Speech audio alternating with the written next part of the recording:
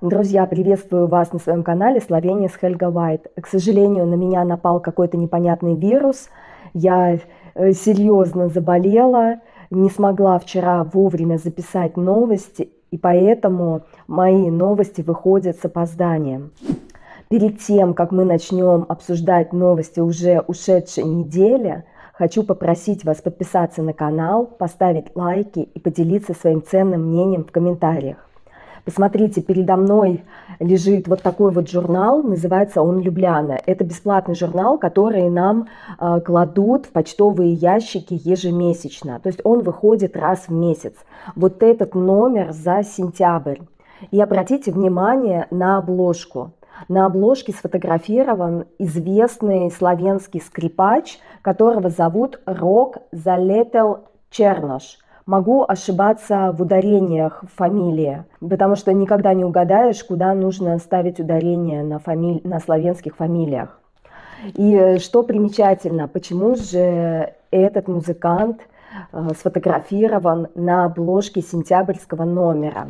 Помимо его фотографии, здесь также есть его большое интервью, в котором он рассказывает о своем участии в международном музыкальном конкурсе имени Петра Ильича Чайковского, который проходил летом 2023 года в Москве. Несмотря на то, что Россия объявила Словению недружественной страной, и несмотря на то, что Словения активно поддерживает Украину, все-таки культурные связи не прервались. И славянский музыкант посетил музыкальный конкурс в Москве этим летом. В этом конкурсе участвовало 742 музыканта, и славянский музыкант попал в 25 сильнейших музыкантов и прошел в полуфинал. И на этой музыкальной олимпиаде он вошел в полуфинал среди 13 наилучших виртуозов в мире. Я очень рада за славянского музыканта и за всех словенцев. И поздравляем Рока с таким высоким результатом. Еще одна очень хорошая новость для русскоязычного сообщества. В нашу маленькую Словению обычно очень редко приезжают разные знаменитости. Но сейчас нашли активисты, которые стали организовывать различные мероприятия и концерты наших русскоговорящих знаменитостей. И вот нас в Любляне на прошлой неделе посетил известный российский писатель-сатирик Виктор Анатольевич Шендерович. Концерт прошел в очень теплой обстановке, я была на этом концерте, зал был практически полон. Люди так смеялись от души, так тепло он общался с залом. Следующий, кто нас посетит в Любляне, это будет известный российский рок-музыкант Вася Обломов. 23 сентября он приедет, я тоже купила на его концерт билет. Также я купила билет на выступление известного российского историка Тамары Эдельман. Она приедет в начале октября.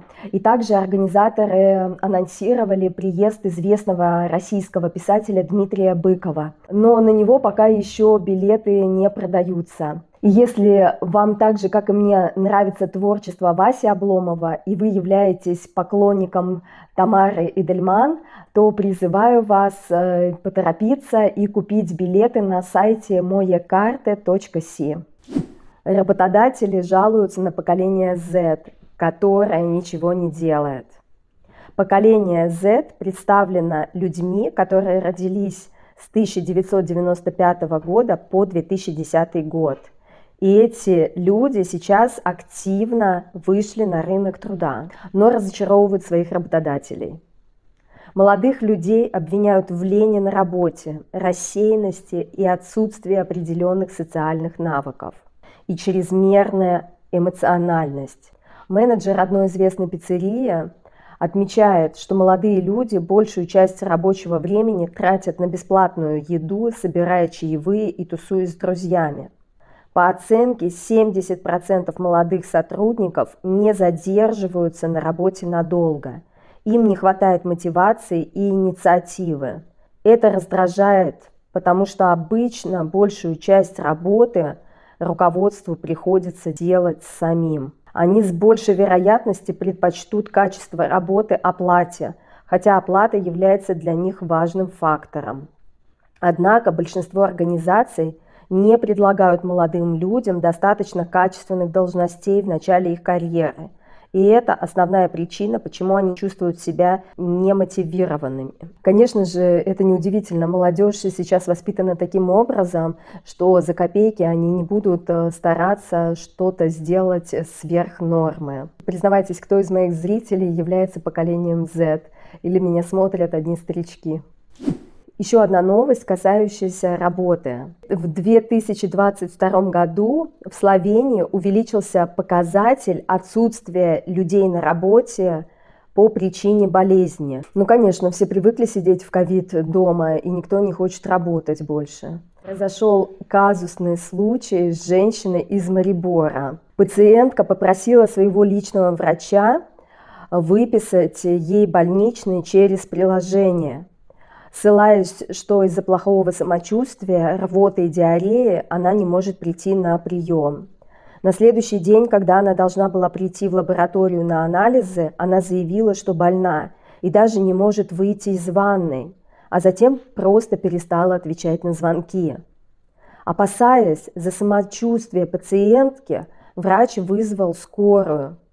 На стук по постоянному адресу пациентки никто не ответил, хотя ее машина стояла перед домом. Когда пожарные и полицейские ворвались в дом, они не нашли больную. Однако ее мать сообщила полиции по телефону, что теперь она живет по другому адресу. Поскольку и там на стук никто не ответил, они снова ворвались в квартиру, которая тоже была пуста. Загадочное исчезновение пациентки со временем стало ясным. Пока она лгала врачу, что неизлечимо больна, на самом деле она наслаждалась отдыхом на море. Врач недоумевает, почему пациентка хотя бы не остановила происходящее, ведь ее постоянно информировали о происходящем посредством СМС-сообщений. Но то, что произошло дальше, еще больше удивило врача. Через несколько дней после происшествия с врачом связалась эта пациентка и сказала, что ей стало намного лучше. Видимо, отпуск затянулся, и она еще не в курсе, что ее искали с пожарными, с полицейскими, и что ей взломали двери в 2 квартирах. Во вторник спасатели сообщили сотрудникам полицейского управления Копера, города Копер, что за их машиной скорой помощи по аварийному маршруту из Выртники в Копер ехал автомобиль Porsche GT3 с французскими номерами. В полицейском управлении города Копер сообщили, что полиция выследила водителя. Им оказался 51-летний гражданин Франции, и он был оштрафован. Штраф он заплатил на месте. Поправка к закону о правилах дорожного движения, принятая в 2021 году, касается и тех, кто мешает машинам экстренных служб во время экстренного вождения. За несоблюдение специальных световых и звуковых знаков, установленных на транспортных средствах с приоритетом, водителю грозит штраф в размере 300 евро. Следование за служебным транспортным средством и обгон также караются штрафом в 300 евро. Имитация автомобилей, вмешательство специальными световыми и звуковыми сигналами на транспортных средствах, использование которых запрещено, карается штрафом в 160 евро. Установленный штраф за неправильно классифицированное транспортное средство в пробке на шоссе или скоростной автомагистрали составляет 200 евро. Если вы не знали, то в Словении, когда на дорогах образуется пробка, то все машины обязаны расступиться и образовать путь для машин скорой помощи, полиции и пожарных. А этот водитель на Porsche, видимо, этого не знал, или он подумал, что он самый умный, он пристроился к машине скорой помощи и поехал быстренько по вот этому пути. Но бдительные спасатели это заметили и быстро сообщили в полицию. Теперь ему будет неповадно в следующий раз пристраиваться за скорой помощью. Кстати, очень интересно, возможно, для водителя Porsche эти 300 евро ничего не значат. И, возможно, он будет и в следующий раз таким образом нарушать правила дорожного движения. Как известно, для граждан Словении есть штрафные баллы. И если ты набрал очередное количество штрафных баллов, то тебя могут лишить прав. Но вот этот водитель Porsche, он был из Франции. Интересно, как борются с нарушителями иностранцами в таком случае? В городе Марибор состоялся первый полет четырехместного самолета, работающего на жидком водороде. Словенская компания «Пипистрел» совместно с немецкой компанией и другими партнерами осуществила первый полет на четырехместном самолете, работающем на жидком водороде, в аэропорту имени Эдварда Русяна в Мариборе. Благодаря четырехместному самолету «Пипистрел», работающему на жидком водороде, партнеры проекта стали одними из пионеров на пути к авиации без выбросов. День полета выбрали не случайно.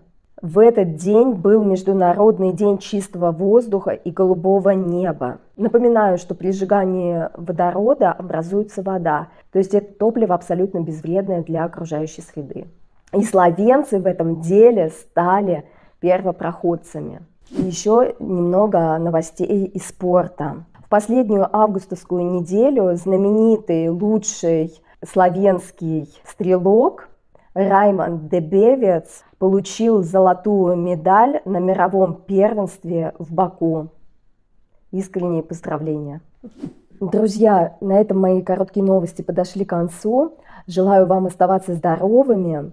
Не забывайте подписываться на мой канал, ставить лайки и делиться своим мнением в комментариях. Пока-пока, до новых встреч!